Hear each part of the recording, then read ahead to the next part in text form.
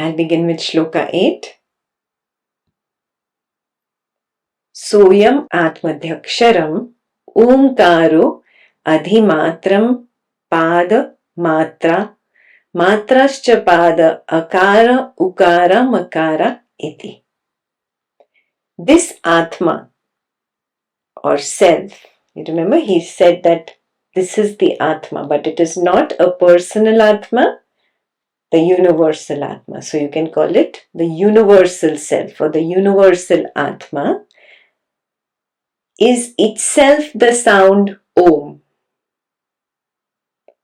The four quarters or the four limbs or the four fields of activity which were described in the verses above, they are identical with the syllables A, U, and soundlessness. So we'll see how they are equivalent in the next few verses. So Shloka 9. Jagrita sthano Vaishvanaro Akara Prathama Matraptar Adimatvad Vapnoti Havai Sarvan Kaman Adishcha Bhavati Ya Evam Veda. Vaishvanara, whose field is the waking state, is the first sound A. Because this encompasses all and it is the first. In the last line of the same shloka, Sarvan Kaman, he who knows this attains all desirable objects. So first we have to understand, wow, this is very tempting, very promising, na? Well, I will attain all objects if I understand this.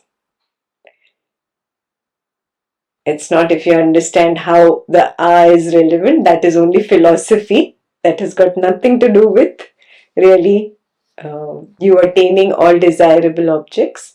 The only way you can really attain all desirable objects is by becoming your true nature or by recognizing that I am Brahman.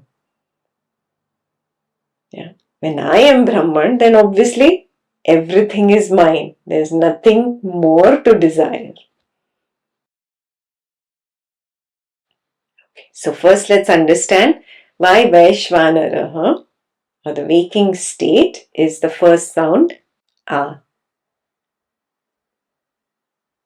All sounds belong to the waking state.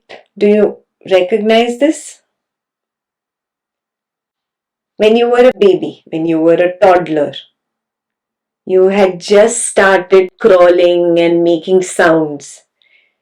If you've seen a toddler, what sound does a toddler make most often? It's just ah. Have you noticed? Yes. That is the reason why most of our languages begin with the alphabet A or A. This is the reason, because it's the first natural sound that you uttered as a toddler. And that is why it is called the first. A is called the first. So where are sounds born from? Take yourself, imagine yourself to be early man who has not developed language. And all you do is make sounds. Ah, oh. Yeah. So how would you come up with a language? From these sounds that you're making? Ah, oh, you. Yeah. These are vowels. A, E, I, O, U. These are vowels. They're vowels not only in English, in all our regional languages, even in your dialects, you'll see you're using vowels. From these vowels, the language is born. So language is born in the waking state. Creation of Nama, of language, of the word, happened in the waking state. That is the reason it encompasses all. All what? Last week we did. Everything is nothing but name and form. Nama, Rupa. And this name and form have some function. Yeah, that is Vyavhara. So everything is simply name, form and function. How did I label the name and the form and the function? After I devised language. In which state did I devise the language? Waking state. Clear? So it encompasses all. All Nama Rupa Vyavhara are in this. A is equivalent to the waking state. Vaishvanara. Do you recognize that all the names that you use, they are nothing but a combination of sounds? Before you devised the language, when you were early man, all you did, there was nothing that made sense. So it was nothing but sound. You put those meaningless sounds together and gave it a meaning. But what is the truth of this meaning? It doesn't have any truth. All sounds, all names that we use in this waking world are empty. They do not have a meaning. They do not belong to anything.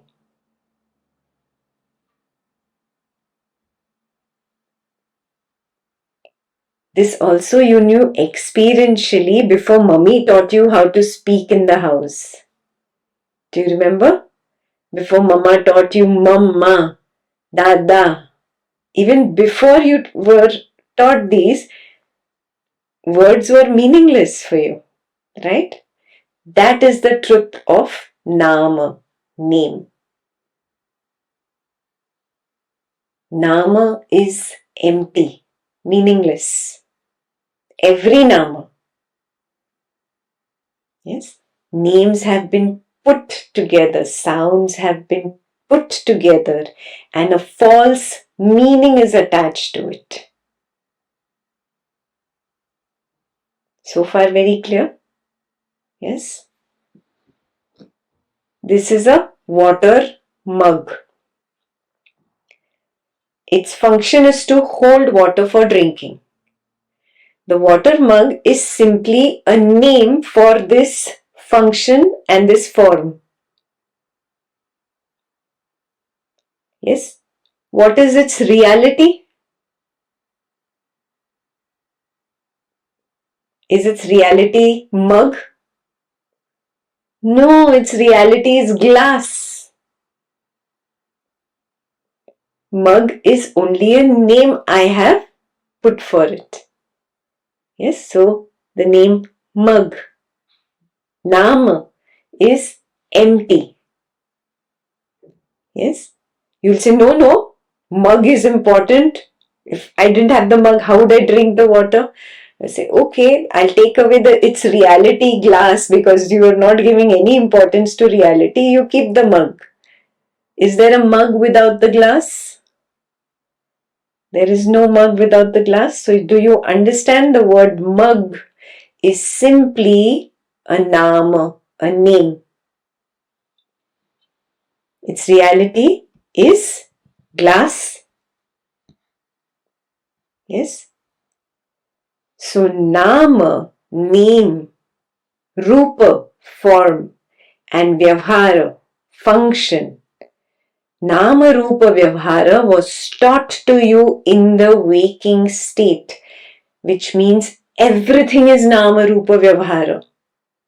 The son, the daughter, the parent, the child, the friend, the spouse, the house, the money, everything that you give importance to, everything that you hold on to so dearly, everything is what?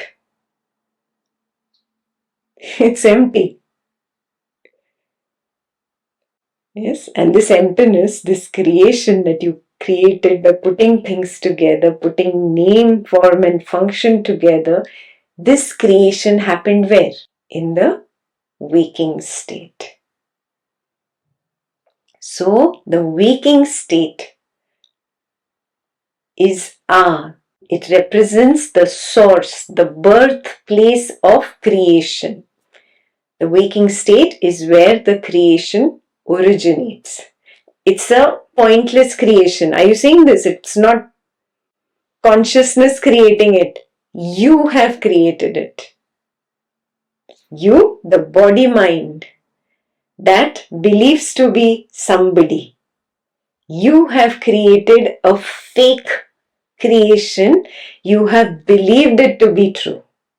And now you're very attached to your belief. And now along comes Advaita Vedanta telling you this is fake.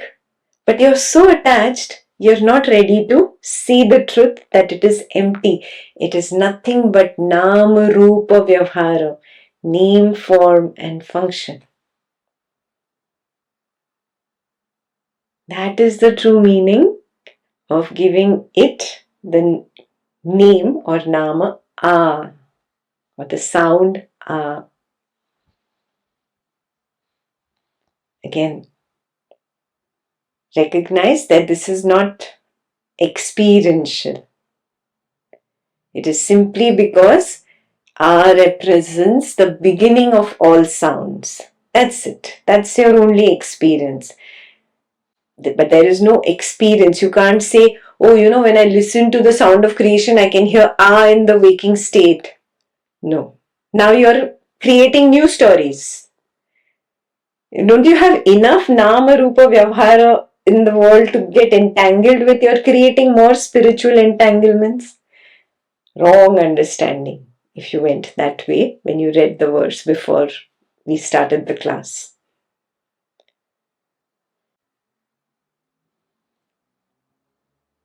Now I gave you the actual experiential part of Ah. Why Ah? Now I'll give you the philosophical part of Ah. There are two parts, right? Experiential part usually people ignore. People don't understand. And they get lost in philosophy. So all the philosophies behind why Ah is because creation happens here in the waking state. So the lord of creation in Hindu mythology is Brahma. So you take the A from his name, Brahma, last A. And that is why you use A for the waking state. Yeah.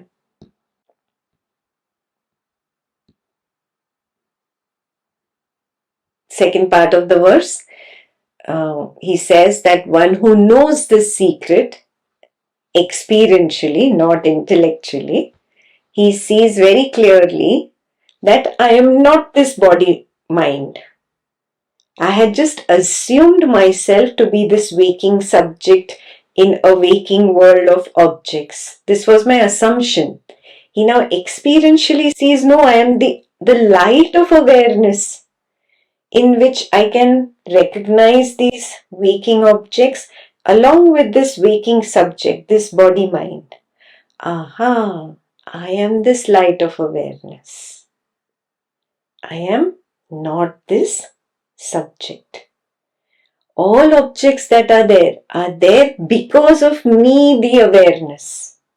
If the awareness is not there, there are no objects. So, all objects are there because of me, the awareness. All objects are there because of me, the consciousness. I manifest the waking state. Are you with me so far? If I manifest the waking state, it means I can manifest whatever I want. Thus, the truly enlightened one can attain everything he wants to. Yes? I can manifest whatever I want.